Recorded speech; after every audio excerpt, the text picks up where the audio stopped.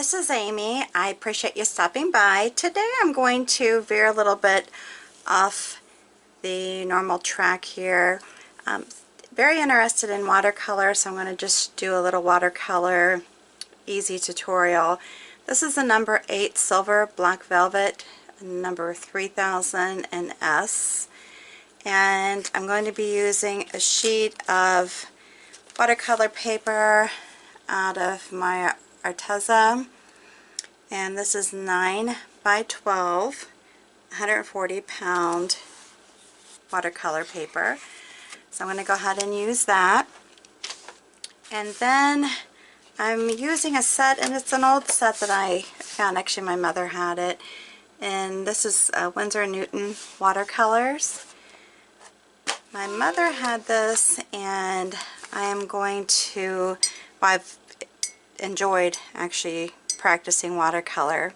So I'm really new to this. Bear with me. I'm not a perfectionist by any means, but I am very interested in this medium. So the first thing I'm going to do is just something very simple, and it's basically, you can use any color you want. So the colors, for me, it doesn't really matter what you use. But I'm going to start, these are watercolor trees or whatnot with doodling. I have done Zentangle and doodling for quite some time now. Very excited to find this where it's mixing the two mediums together, because I really have an interest in both. So when I found artists that were actually putting these together, I'm like, oh my gosh, that's what I've been looking for. So I'm going to go ahead and start, and I'm basically just making these really long strokes. These are going to just be funky trees. They're not meant to be anything serious, more whimsical than anything.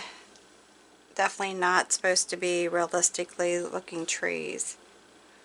And the reason I like this too is the fact that it's so easy for me as a beginner to practice strokes on and get used to how watercolor works. So I guess I'm kind of feeding two interest in one design. And this is not an uncommon design. You may find that you see this style of tree quite often if you're looking on the internet. And you can actually, pull some of the color off, wipe it off onto a paper towel or towel. I always forget to get towels down in my, paper towels down in my work area. I'm determined I'm going to be working on cleaning all my spaces out this year before the end of the year, because I just have stuff all over the place, which mentally is not good for the brain, I guess. I'm just going to dab on some more color. Just kind of work it in a little bit. And you might want to, for better results, hit this with a hair dryer or a heat gun in between, or give it some drying time, because you will be overlapping some of the colors from one tree to the next will be overlapped, and you don't want it to be too wet, but I wanted to have some variation in color so they're not all just. Alright, so I have gone ahead and like I suggested, hit this with a heat gun. Then I'm going to move on to another color, and like I said, I don't really know the colors in this palette, because like I said, it was something that I found when my mom passed away, so it's not something that I really truly know exactly what the colors are. I apologize for that, but it is the Winsor & Newton brand. And this is why I said you need to really hit this with a dryer, because you will be overlapping. And again, the shapes do not by any means have to be perfect. If you find you're making them perfectly, then, I mean, that's fine too. Again, it's your artwork. You do it however it makes you happy, not however it makes somebody else happy or makes somebody else feel. Especially if you're not selling it, right? Now you could tape this up, if the sides of it. Right now, this is just being done as a very quick tutorial. And I'm just lightly putting some orange back into it. I like how you have the contrasting color here on the edge, or in between, like right here, you can still see. And again, I will be hitting this with a dryer, my heat gun, actually. Sorry, it's my phone chirping at me. Alright, so then I'm going to go into the yellow hues and maybe just mix a couple of them up. I got a little bit of water on my paper, so I have to be careful not to drop any on that, because guess what will happen? The watercolor will take off. And you can make these different shapes too if you want. Different sizes, different shapes. I'm just keeping them fairly similar.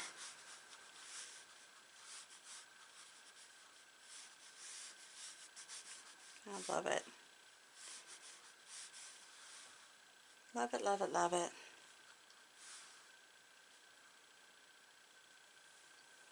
I like taking off the color a little bit and then adding some to it. I'm going to go with a little bit darker, almost like a yellow ochre. I'm going to tap into this. And again, keep in mind, I am not a pro at the watercolor at all. I'm learning, and you can learn with me. You want to get out tablets and paint right along with me, feel free to do that. You're welcome. Because I am definitely not a pro by any means. Just found a love for it, that's all.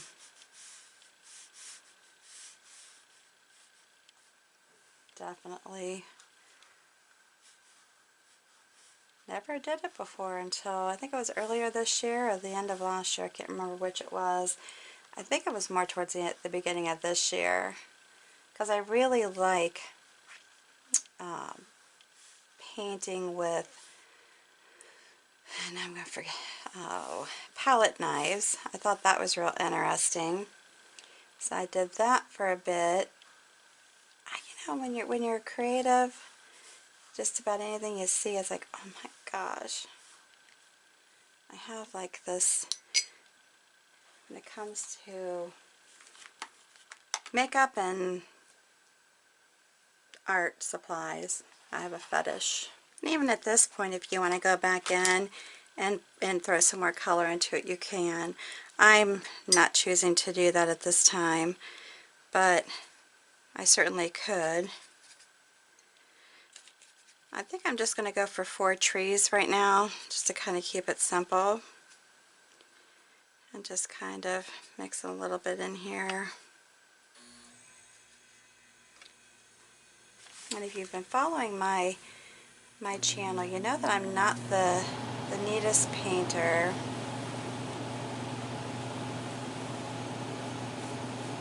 By any means. If any of you are people that draw, like doodle or do's and tangle, leave me a comment down below. I'd love to hear from you. And I've seen people do it on furniture. I was just trying to figure out a way to incorporate it into, you know, glass painting or whatever medium I've been doing. I did a little bit on furniture because I thought somebody I was following, you know, had some neat, but then they kind of fell off of the, I don't know, where they weren't really posting that much anymore. So I didn't really have that inspiration. And I did it, you know, like I said, I did a little bit of it and I liked it, but I just didn't do a whole lot of it. And then I just thought, you know, with the glassware, I think drawing on the glass, it's just different for me. I just don't find I like drawing so much on glass as opposed to just flat out painting it.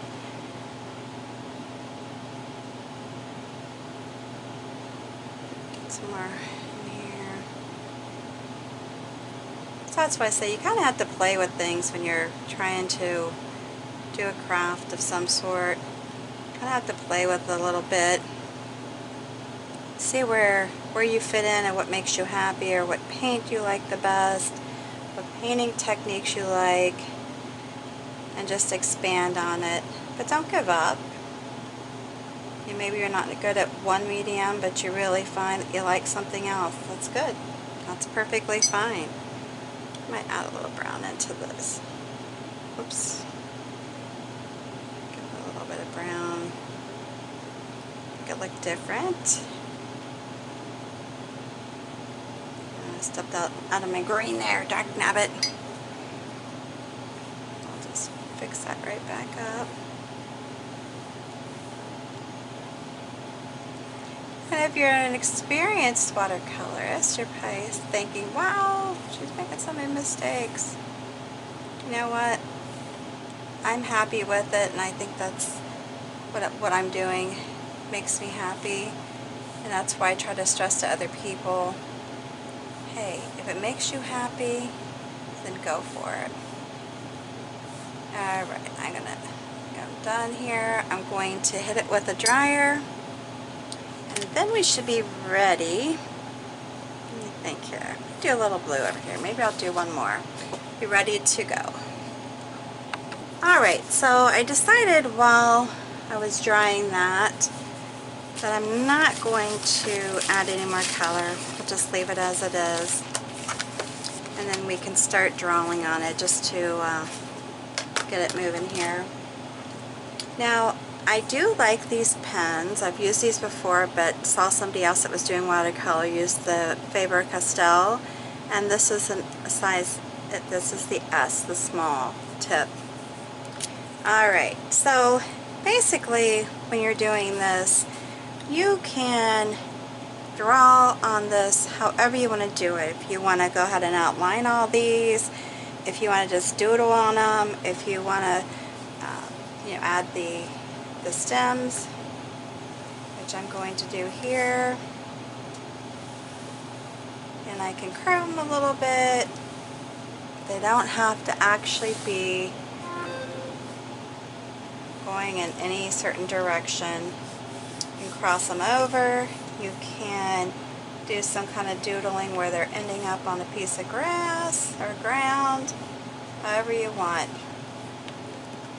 The only thing I find, because I've used this different brush, or not brush, but this pen on different surfaces, that I've kind of dulled the tip a little bit, I do believe.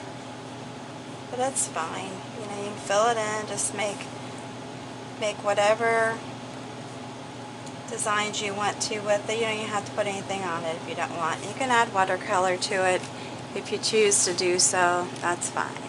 Alright, so let's say we go up into this one, and we can make it, with a branch off. Maybe put a leaf on it, another leaf, who knows.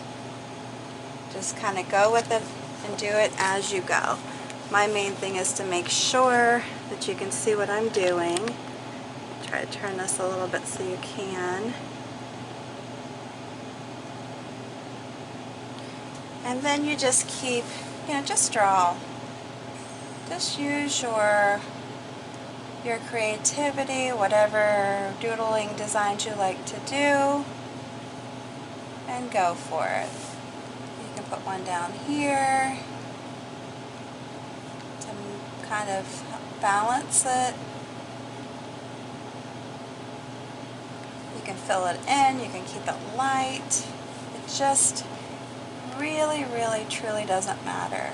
It's whatever you want to do, or whatever you know. Some people do these really simply,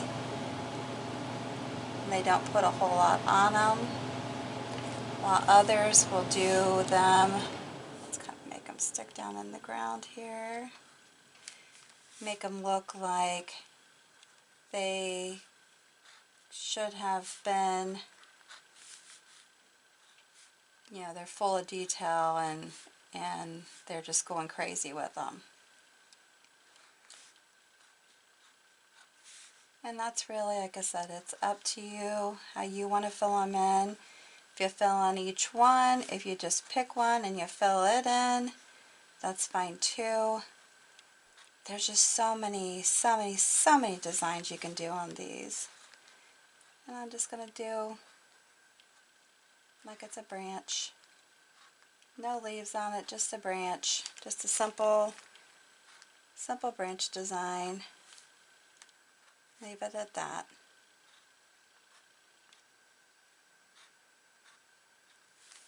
And there you go. Now then you can come over here and maybe you want to just draw some basic circles. Circles are great. I love circles. You can do them in a bunch. You can do them where they're randomly kind of popping off. Fill them in, fill some of them in, fill all of them in. Even when you draw on these, you can always come back in, add color.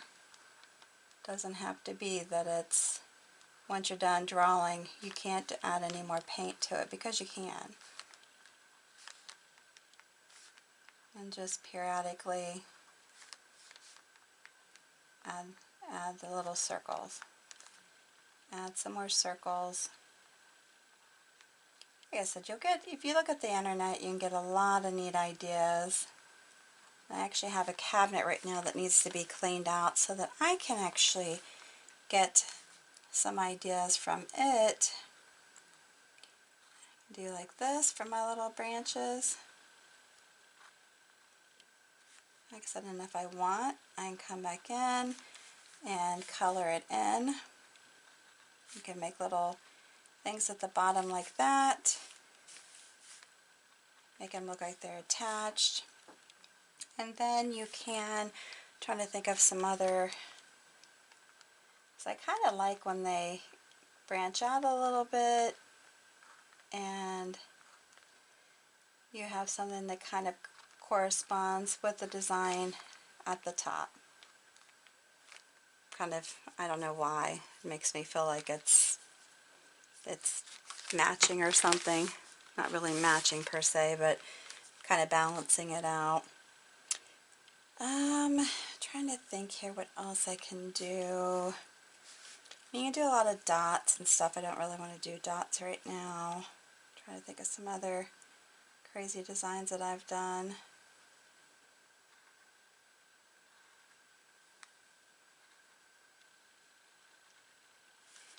Yeah, just take your time. Like I said, I always feel like I'm in a hurry when I'm doing a design because I don't want the video to go too awful long.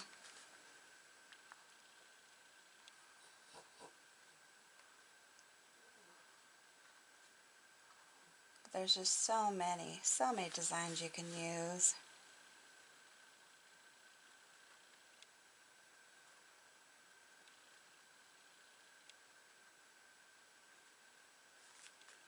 And you can even mix and match them. They don't all have to be the same design on one tree. You can mix and match them. You can actually even add in trees that are just totally drawn and not, you know, with no paint on them if you want. And like I say, with this one, I can kind of just leave it alone, really.